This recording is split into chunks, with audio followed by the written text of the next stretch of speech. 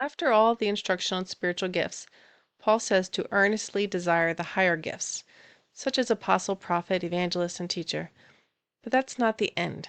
He immediately says that he will show them a more excellent way. There's something greater than being able to heal, or being used to bring people to Christ, or being used to speak the words of God. He talks about how pointless tongues and prophecy and knowledge are if they aren't accompanied by love. If God's Spirit poured into us as God's love poured into us, how can people be using these gifts apart from love?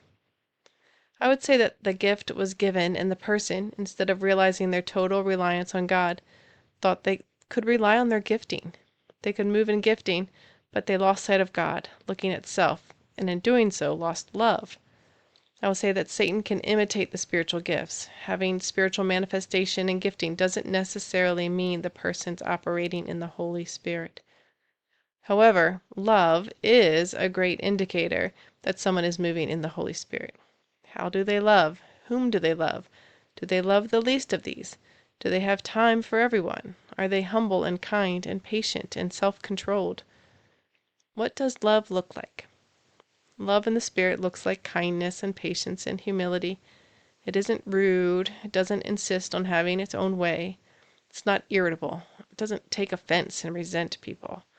Love believes and hopes and endures. That's what you have in the Holy Spirit.